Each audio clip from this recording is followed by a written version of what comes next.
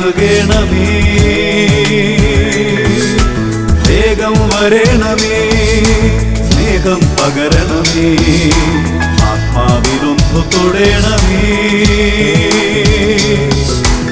ആരാധനയൻ യേശുവേ, ഹല്ലേലൂയ മാറാനാഥാ, ഹല്ലേലൂയ മാറാനാഥാ. Come, Lord Jesus. കർത്താവായ യേശു ക്രിസ്തുവിൻ്റെ ധന്യനാമത്തിൽ നിങ്ങൾക്കേവർക്കും സ്വാഗതം. Praise the Lord. ഇന്ന് നമ്മൾ ചിന്തിക്കുന്ന വിഷയം പ്രഭാഷകൻ്റെ പുസ്തകം 5-ാം അധ്യായം 7-ാം തിരുലിഖിതം. കർത്താവിങ്കലേക്ക് തിരിയാൻ വൈകരുത്. കർത്താവിങ്കലേക്ക് തിരിയാൻ വൈകരുത്. ഹല്ലേലൂയ. കഴിഞ്ഞ നാളുകളിൽ ദൈവവചന ശുശ്രൂഷകളിൽ പങ്കുചേർന്നുകൊണ്ടിരിക്കുമ്പോൾ തന്നെ യേശുക്രിസ്തുവിൻ്റെ നാമത്തിൽ വലിയ വിടുതലുകളും സൗഖ്യങ്ങളും ദൈവമക്കളുടെ കുടുംബങ്ങളിൽ സംഭവിച്ചതിനെക്കുറിച്ച് നിരവധി വ്യക്തികൾ സാക്ഷ്യപ്പെടുത്തിയതിൽ ഒരു സാക്ഷ്യം നിങ്ങളുടെ ശ്രദ്ധയിലേക്ക് കൊണ്ടുവരികയാണ്. എൻ്റെ പേര് മോളി വർഗീസ്. സെഗിയോൻ ധ്യാന ടീം നയിക്കുന്ന ടെലിവിഷൻ ശുശ്രൂഷകളിൽ പങ്കെടുക്കുന്നൊരു വ്യക്തിയാണ് ഞാൻ കഴിഞ്ഞ മെയ് മാസത്തിൽ വചന ശുശ്രൂഷയിൽ പങ്കുചേർന്നുകൊണ്ടിരിക്കുമ്പോൾ ഒരമ്മച്ചി എഴുതിയ കത്ത് അച്ഛൻ വായിക്കുകയുണ്ടായി. അത് ഇപ്രകാരമായിരുന്നു എഴുതപ്പെട്ടിരുന്നത്: അവർ ഭക്ഷണം കഴിച്ചാൽ അപ്പോൾ തന്നെ ടോയ്ലറ്റിലേക്ക് പോകുന്ന രോഗം പിടിപെട്ടിട്ട് 33 വർഷത്തോളമായി.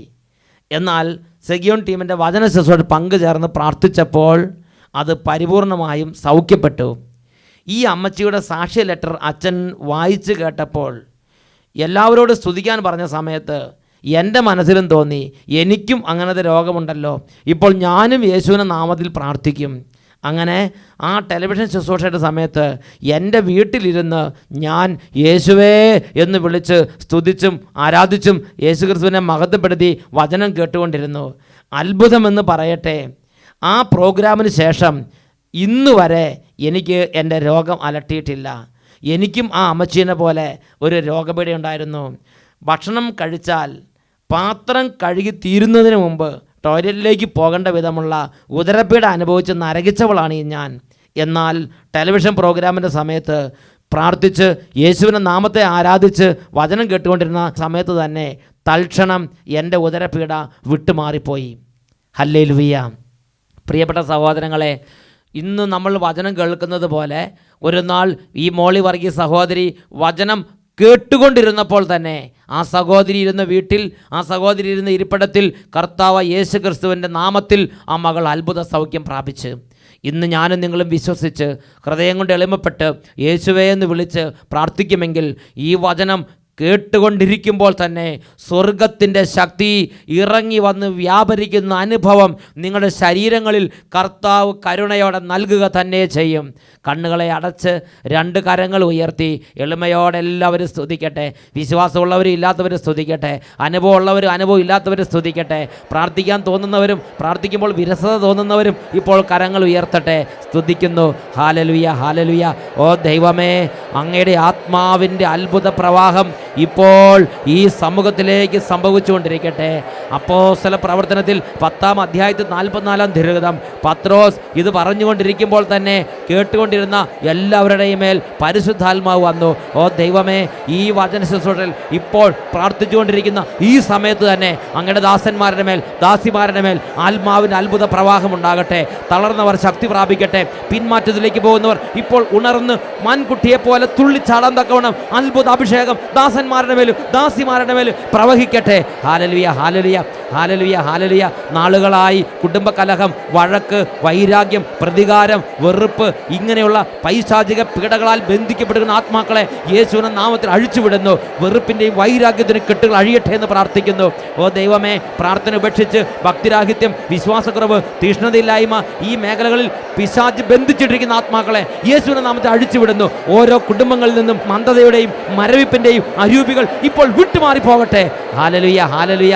ദൈവവചനത്തോട് മല്ലടിച്ച് ആത്മീയ കാര്യങ്ങളോട് പുറംതെറിഞ്ഞു നിൽക്കുന്ന ഓരോ മകനിൽ നിന്നും മകളിൽ നിന്നും പിശാചിന്റെ ആധിപത്യങ്ങളെ യേശുവിന്റെ നാമത്തിൽ ഇപ്പോൾ ശാസിക്കുന്നു. ദുരാത്മാവെ വിട്ടൊഴിഞ്ഞു പോവുക. ഹല്ലേലൂയ, ഹല്ലേലൂയ, ഹല്ലേലൂയ. ഓ, വചനത്തിൻ്റെ അഭിഷേകം വ്യാപരിക്കട്ടെ, പരിശുദ്ധാത്മാവിൻ്റെ അഭിഷേകം നിറയട്ടെ, വിശ്വാസത്തിൻ്റെ അഭിഷേകം നിറയട്ടെ, സ്നേഹത്തിൻ്റെ അഭിഷേകം നിറയട്ടെ, ക്ഷമയുടെ അഭിഷേകം നിറയട്ടെ, പ്രാർത്ഥനയുടെ അരുവി നിറയട്ടെ, വിശുദ്ധിയുടെ ആത്മാവ് നിറയട്ടെ.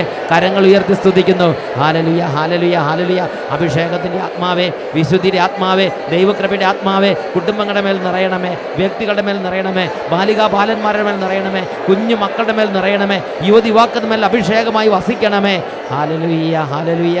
യേശുവേ ആരാധന, ആരാധന. യേശുവേ സ്തോത്രം, യേശുവേ നന്ദി, യേശുവേ സ്തോത്രം, യേശുവേ നന്ദി, യേശുവേ സ്തോത്രം, യേശുവേ നന്ദി. Praise the Lord. ഹല്ലേലൂയ. പ്രഭാഷകൻ 5:7 കർത്താവിങ്കലേക്ക് തിരിയാൻ വൈകരുത്. നിരവധി വ്യക്തികളുടെ ജീവിതത്തിൽ അവരനുഭവിക്കുന്ന ഒരു പൈശാചിക പീഡയാണ് അഹങ്കാരത്തിൻ്റെ ആധിപത്യം, ധാർഷ്ട്യത്തിൻ്റെ ആധിപത്യം, ഗർവിൻ്റെയും അഹങ്കാരത്തിൻ്റെയും സ്വഭാവ രീതികൾ. ഈ അടുത്ത നാളിൽ ഒരു വ്യക്തിയോട് സംസാരിച്ചപ്പോൾ ആ വ്യക്തി പറഞ്ഞ ധാർഷ്ട്യത്തിൻ്റെ ഒരു വാക്ക് നിങ്ങളുടെ ശ്രദ്ധയിൽ കൊണ്ടുവരാം. ആ വ്യക്തി പറയുകയാണ്, ഇപ്പോൾ എനിക്ക് പ്രത്യേകിച്ച് ഒരു കേടുമില്ല, ഇപ്പോൾ എനിക്ക് പ്രത്യേകിച്ച് ഒരു കുഴപ്പവുമില്ല, ഞാൻ എന്തിന് ഇപ്പോൾ കർത്താവിലേക്ക് തിരിയണം? ആ വ്യക്തി പറയുകയാണ്, ഞാനിപ്പോൾ ചെറുപ്പമാണ്, ഒരു 10, 50, 55 വയസ്സായതിന് ശേഷം കർത്താവിനെ അന്വേഷിക്കാം, മരിക്കുന്നതിന് 5-6 വർഷം മുമ്പ് കർത്താവിലേക്ക് തിരിയാം, അതുവരെ എനിക്ക് ഈ ലോകത്തിൻ്റെ സുഖങ്ങൾ അനുഭവിക്കണം, എനിക്ക് ഈ ലോകത്തിൻ്റെ സുഖങ്ങൾ അനുഭവിക്കണം, എനിക്ക് സുഖിക്കണം, ഈ ലോകത്തിൻ്റെ സുഖം എനിക്ക് ഇപ്പോൾ ഉപേക്ഷിക്കാൻ പറ്റില്ല. അതുകൊണ്ട് ഞാൻ അങ്ങനെ പെട്ടെന്നൊന്നൊരു പുണ്യവാനാകാൻ തീരുമാനിച്ചിട്ടില്ല. ഒരു 50, 55 വയസ്സായതിന് ശേഷം പിന്നെ ഞാൻ ദൈവത്തിലേക്ക് തിരിയും. 5-6 വയസ്സ് മരിക്കുന്നതിന് 5-6 വർഷം മുമ്പ് ദൈവത്തിലേക്ക് തിരിഞ്ഞ് നല്ല വിശുദ്ധിയുള്ള ജീവിതം നയിച്ച് അങ്ങനെ വിശുദ്ധിയോടെ മരിക്കാം. ആ ധാർഷ്ട്യക്കാരനായ ചെറുപ്പക്കാരൻ അദ്ദേഹത്തിൻ്റെ മനസ്സിൽ നിന്ന് അദ്ദേഹം കാത്തു സൂക്ഷിക്കുന്ന ഒരു ഫിലോസഫി പങ്കുവെക്കുകയായിരുന്നു. അദ്ദേഹത്തിൻ്റെ ചിന്താഗതി അങ്ങനെയാണ്. ഞാൻ ചിന്തിച്ചപ്പോൾ എനിക്ക് ദൈവത്തിൻ്റെ പരിശുദ്ധാത്മാവ് മനസ്സിലാക്കി തന്നു, ഇത് ഒരു വ്യക്തിയുടെയോ 2 വ്യക്തിയുടെയോ ചിന്താഗതിയല്ല. ലോകത്തിൽ അനേകം ദൈവമക്കളെ സാത്താൻ തൻ്റെ ഇഷ്ടനിർവഹണത്തിന് വേണ്ടി ബന്ധിച്ചിട്ടിരിക്കുന്ന ഒരു മേഖലയാണിത്. ഞാനിപ്പോൾ മനസ്സ് തിരിയണ്ട, ഞാനിപ്പോൾ ഈ ചെറുപ്പത്തിൽ തന്നെ ദൈവത്തിൻ്റെ വഴിയിലേക്ക് പോകേണ്ട ആവശ്യമില്ല. കുറേ ലോകമൊക്കെ കണ്ട് കുറേ സുഖമൊക്കെ അനുഭവിച്ച് പതുക്കെ വയസ്സാകുമ്പോൾ പതുക്കെ കർത്താവിൻ്റെ കാര്യത്തിലേക്ക് തിരിയാം, വയസ്സാകുമ്പോൾ പതുക്കെ ദൈവകാര്യങ്ങളെക്കുറിച്ചൊക്കെ അന്വേഷിക്കാം. ഇപ്പോൾ ഈ ലോകത്തിൻ്റെ സുഖങ്ങൾ എനിക്ക് അനുഭവിക്കണം, ഇപ്പോൾ എനിക്ക് സുഖിക്കണം, ഇപ്പോൾ ഈ ജഡത്തിൻ്റെ സുഖം എനിക്ക് വേണം, എനിക്കിപ്പോൾ ലോകം വേണം. ഇങ്ങനെ മനഃപൂർവം കർത്താവിനെ പരിത്യജിച്ച് ലോകത്തെ സ്വീകരിക്കുന്ന ഒരു പാപത്തിൻ്റെ ആത്മാവ്, അങ്ങനെ ദൈവമക്കളെ വഴിതെറ്റിക്കുന്ന ഒരു ആത്മാവ് അനേകം വ്യക്തികളെ ഈ കാലഘട്ടത്തിൽ ബന്ധിച്ചിട്ടിരിക്കുകയാണ്. പ്രിയപ്പെട്ട ദൈവമക്കളെ, ദൈവത്തിൻ്റെ വചനം പ്രഭാഷകൻ്റെ പുസ്തകത്തിൽ 3-ാം അധ്യായത്തിൽ 27-ാം വാക്യത്തിൽ പഠിപ്പിക്കുകയാണ്, ദുശാഠ്യമുള്ള മനസ്സ് കഷ്ടതകൾക്ക് അടിമപ്പെടും, പാപി പാപം കുന്നുകൂട്ടും, പാപി പാപം കുന്നുകൂട്ടും, ദുശാഠ്യമുള്ള മനസ്സ് കഷ്ടതകൾക്ക് അടിമപ്പെടും. ഞാനൊരു സംഭവം ഓർമ്മിക്കുകയാണ്. ബഹുമാനപ്പെട്ട കൊച്ചു മാത്യു അച്ഛൻ്റെ ജീവിതത്തിൽ അച്ഛനുമായി സംസാരിച്ച ഒരു ചെറുപ്പക്കാരൻ്റെ അനുഭവമാണ് ഞാൻ നിങ്ങളോട് പങ്കുവെക്കുന്നത്. ബഹുമാനപ്പെട്ട മാത്യു ഇലവങ്കലച്ഛൻ, കൊച്ചു മാത്യു അച്ഛൻ ബോംബെ താബോർ ധ്യാന കേന്ദ്രത്തിൽ ധ്യാന ശുശ്രൂഷയിലായിരിക്കുമ്പോൾ ഒരു ചെറുപ്പക്കാരൻ അച്ഛൻ്റെ അടുത്ത് വന്നു. ആ ചെറുപ്പക്കാരൻ വളരെ തകർന്ന ഒരവസ്ഥയിലാണ് വന്നിരിക്കുന്നത്. ആ ചെറുപ്പക്കാരൻ്റെ ജീവിതത്തിൽ വന്ന തകർച്ചയുടെ സമയത്ത് ആ ചെറുപ്പക്കാരൻ വേദനിച്ച് കരഞ്ഞുകൊണ്ട് അച്ഛനോട് ചോദിക്കുകയാണ്, അച്ഛാ, എൻ്റെ ദൈവം എന്നോട് ഇങ്ങനെ ചെയ്യാൻ ഞാൻ എന്ത് തെറ്റാണ് ചെയ്തത്? ഞാൻ വലിയ കഠിനമായ തെറ്റൊന്നും ഞാൻ ചെയ്തിട്ടില്ലല്ലോ. ഇങ്ങനെ ദൈവത്തിനെതിരെ അദ്ദേഹം ആക്രോശിക്കുകയാണ്. കൊച്ചുമാത്തച്ഛൻ അദ്ദേഹത്തെ വിളിച്ചിരുത്തി ആശ്വസിപ്പിച്ച് സംസാരിക്കാൻ തുടങ്ങി. അപ്പോൾ കൊച്ചുമാത്തച്ഛന് മനസ്സിലായി, ഇദ്ദേഹം കുറേ നാളുകൾക്ക് മുമ്പ്, വർഷങ്ങൾക്ക് മുമ്പ്, 5-6 വർഷങ്ങൾക്ക് മുമ്പ് ഇദ്ദേഹം അച്ഛൻ്റെ അടുത്ത് സംസാരിച്ചത് അച്ഛൻ ഓർമ്മ വന്നു. പ്രിയപ്പെട്ട ദൈവമക്കളെ, ആ ചെറുപ്പക്കാരൻ്റെ കഥ എങ്ങനെയാണ്? ചെറുപ്പക്കാരൻ ഈ കേരളക്കരയിലെ ഒരു കൊച്ചു ഗ്രാമത്തിൽ നിന്ന് പഠനം പൂർത്തിയാക്കിയ വ്യക്തിയാണ്. പഠിച്ച് ഉപരിപഠനമെല്ലാം കഴിഞ്ഞപ്പോൾ അദ്ദേഹത്തിന് ബോംബെയിൽ ജോലി കിട്ടി. അപ്പോൾ ബോംബെയിലേക്ക് പോകുന്ന സമയത്ത് അദ്ദേഹത്തിൻ്റെ അമ്മ അദ്ദേഹത്തിന് ഒരു ജപമാലയും ഒരു സമ്പൂർണ്ണ ബൈബിളും ഒരു പ്രാർത്ഥനാ മഞ്ജരി പുസ്തകവും അങ്ങനെ അത്യാവശ്യം ആത്മീയ കാര്യങ്ങളെല്ലാം ആ മകൻ്റെ കയ്യിൽ കൊടുത്തുവിട്ട്, അങ്ങനെ ബൈബിളും ജപമാലയും പ്രാർത്ഥന പുസ്തകവും ദൈവഭക്തിയുമായിട്ട് ഈ കേരളത്തിലൊരു കൊച്ചു ഗ്രാമത്തിൽ നിന്ന് വർഷങ്ങൾക്ക് മുമ്പ് ഈ ചെറുപ്പക്കാരൻ ബോംബെ പട്ടണത്തിലേക്ക് പോയി. അവിടെ ജോലിയിൽ പ്രവേശിച്ച് എല്ലാ ദിവസവും ജോലി കഴിഞ്ഞ് വന്ന് സന്ധ്യാപ്രാർത്ഥന ചെയ്യും. അമ്മ അവനോട് പറഞ്ഞ പ്രകാരം കൊന്ത അവൻ ചെല്ലും. അവൻ പള്ളിയിൽ പോകും, കുമ്പസാരിക്കും, പ്രാർത്ഥിക്കും. ഇങ്ങനെ ആത്മീയ കാര്യത്തിൽ തെറ്റാതെ മുമ്പോട്ട് പോയിക്കൊണ്ടിരുന്നു. സാവകാശം അവന് പ്രമോഷൻ കിട്ടി, ശമ്പളം കൂടുതലായി, അവന് വരവായി, പണമായി, ആരോഗ്യമായി, സമ്പത്തായി, സൗന്ദര്യമായി. അപ്പോൾ കൂട്ടുകാരും അവൻ്റെ ചുറ്റിലും കൂടാൻ തുടങ്ങി. അവർ പറഞ്ഞു, നീ ഇത്രയായിട്ടും കഴിക്കാൻ തുടങ്ങിയില്ലേ, നീ എന്താ കമ്പനിക്ക് വരാത്തത്? ആ കൂട്ടുകാരുടെ പ്രേരണയ്ക്ക് വശംവദനായി അവൻ കുറേശ്ശെ മദ്യപിക്കാൻ കൂട്ടുകൂടാൻ തുടങ്ങി. അവൻ പതുക്കെ ചില വ്യഭിചാരശാലകൾ സന്ദർശിക്കാൻ ഇടവന്നു. അങ്ങനെ ആദ്യത്തെ 1-2 തവണ പോയപ്പോൾ അദ്ദേഹത്തിന് മനസ്സിന് വിഷമമുണ്ടായി.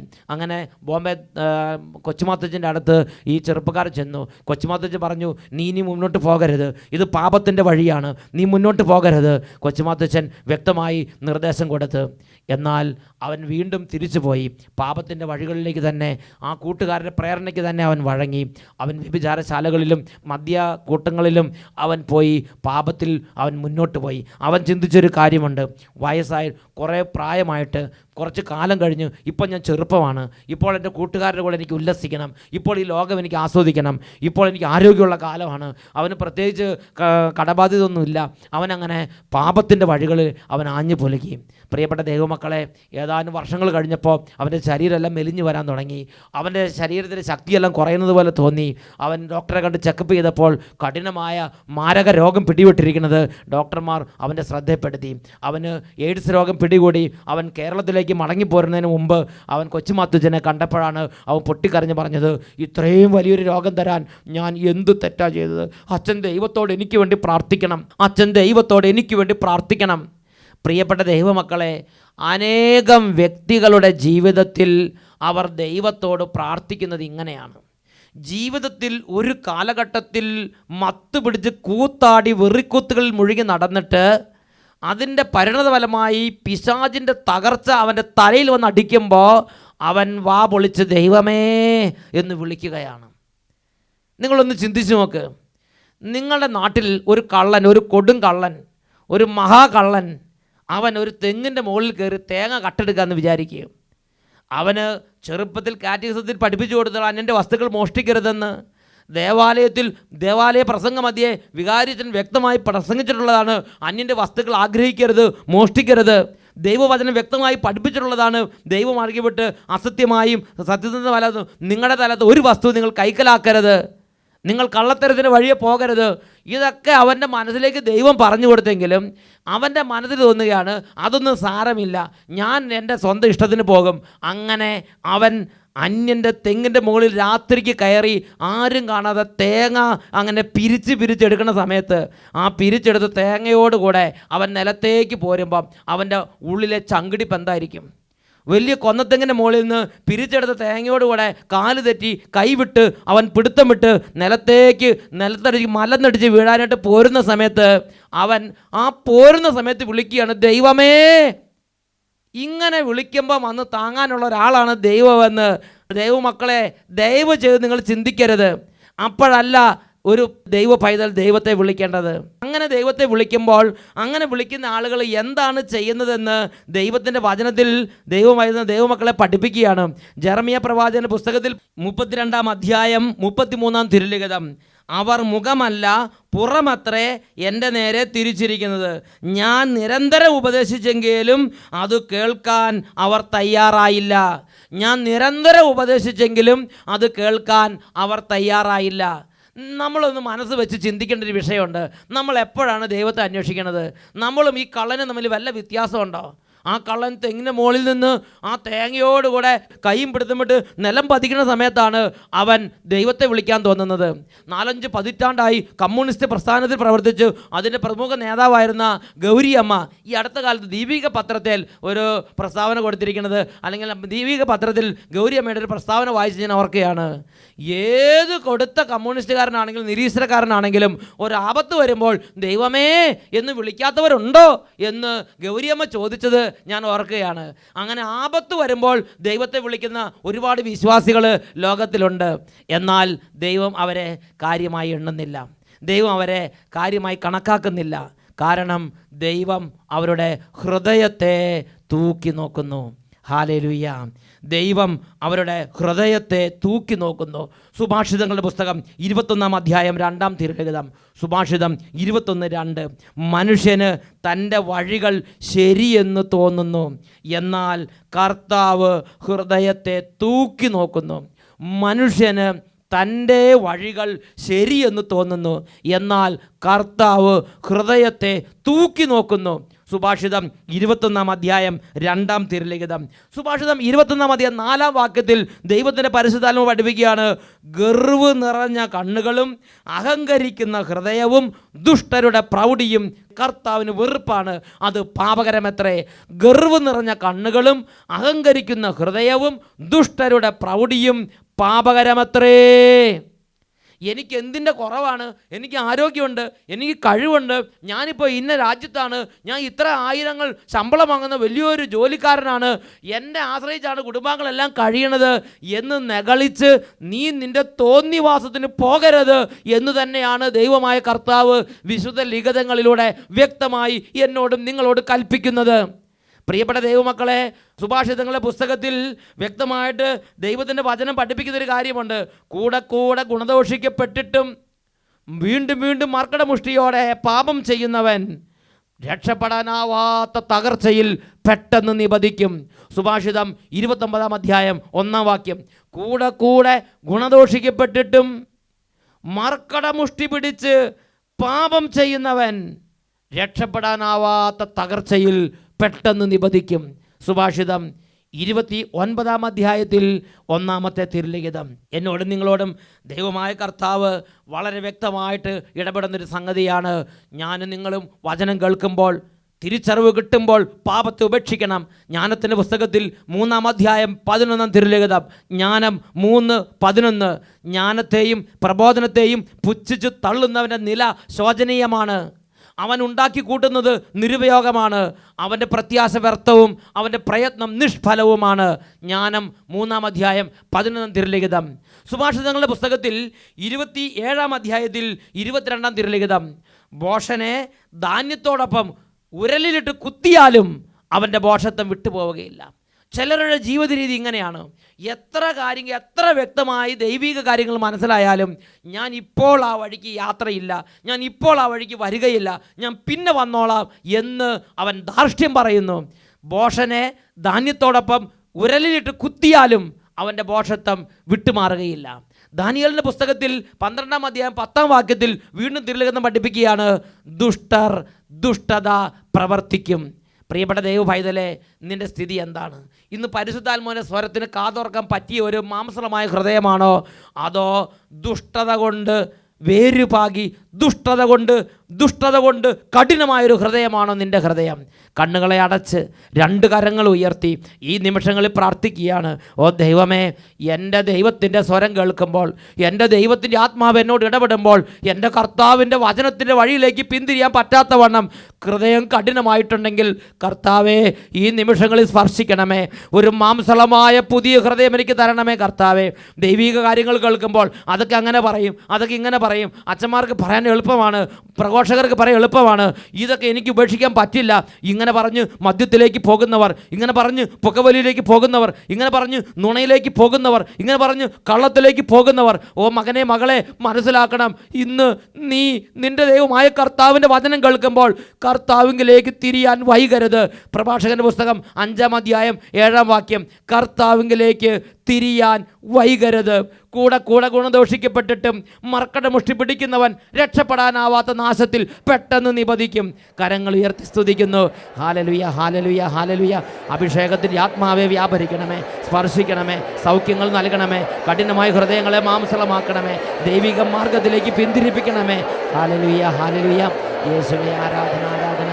യേശുവേ സ്തോത്രം, യേശുവേ നന്ദി, യേശുവേ സ്തോത്രം, യേശുവേ നന്ദി. Praise the Lord.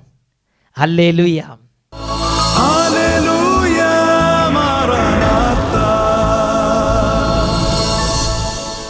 Come, Lord Jesus.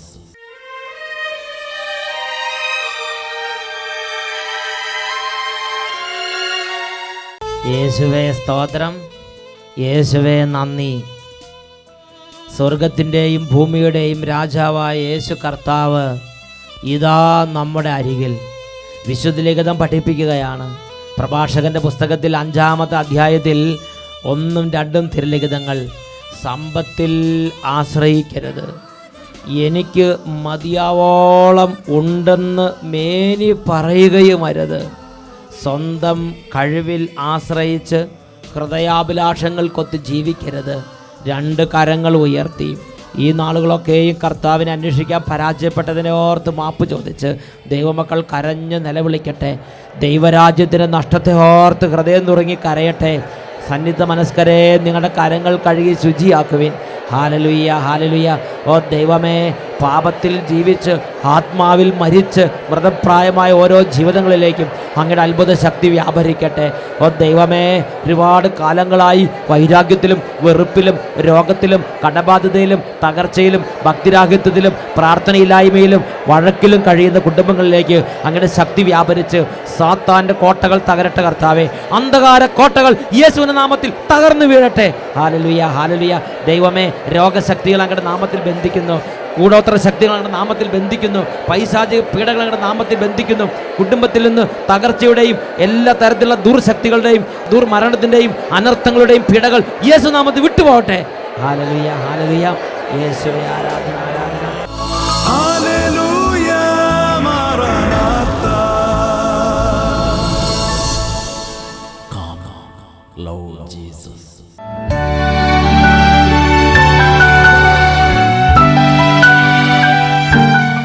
പേര് മാത്യു, വീട് തൃശ്ശൂർ ജില്ലയിലെ മണ്ണുത്തി മുളയം. മാത്യു എന്ന സഹോദരൻ തൃശ്ശൂർ മണ്ണൂത്തിൽ നിന്നാണ്, മുളയം എന്ന സ്ഥലത്ത് നിന്നാണ് വരുന്നത്. എൻ്റെ വീട്ടും പേര് വെങ്ങണത്ത്. ഞാൻ ഇവിടെ വന്ന എനിക്ക് കാലങ്ങളായി നടുവേദനയും ഇവിടെ നിന്ന് അങ്ങോട്ടുള്ള കാല് നീരായിരുന്നു. ഇവിടെ വന്നതിന് ശേഷം നടുവിന് വേദന എത്ര കാലമായിട്ടുണ്ടായിരുന്നു?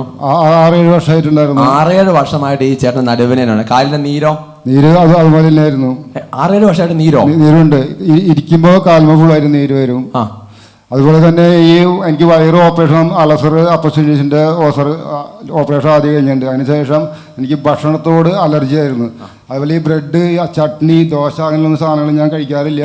ഇവിടെ വന്ന് ഞായറാഴ്ച കഴിച്ചു. അന്ന് ഞാൻ 2-3 ദിവസം ഛർദ്ദിക്കുകയും വയറ്റിൽ നിന്ന് പോവുകയും ചെയ്തു. അതിനുശേഷം ഇതുവരെ അസുഖം ഉണ്ടായില്ല. നീരൊക്കെ പരിപൂർണമായിട്ട് മാറിയോ? പൂർണ്ണമായിട്ട് മാറി. ഒട്ടും നീരില്ല. നടുവിന് വേദന ഇല്ല. ഹല്ലേലൂയ. കാര്യങ്ങൾ ഉയർത്തി അടിച്ച് ദൈവത്തിന് മാത്രം കൊടുക്കണം.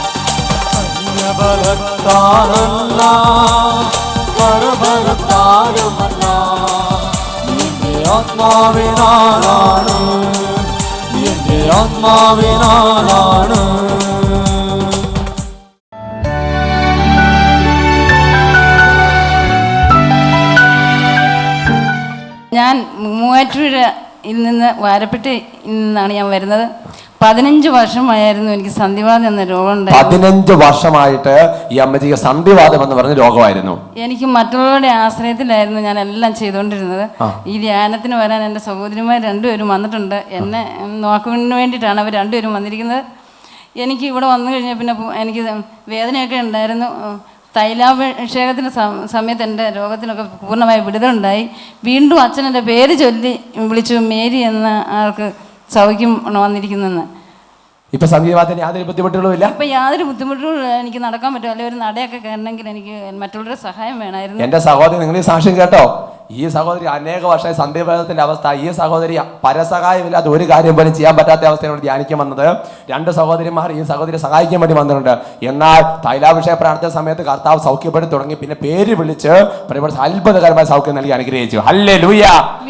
ഇരുവശങ്ങളിലേക്ക് നന്നായിട്ട് അനങ്ങിക്കാര്യം കഴിച്ച് ദൈവത്തിന് മഹത്വം കൊടുക്കുന്ന ദൈവമേ നിൻ നന്മകളെയോർത്തു പാടി സ്തുതിച്ചിടും ഞാൻ. ദൈവമേ നിൻ നന്മകളെയോർത്തു പാടി സ്തുതിച്ചിടും ഞാൻ.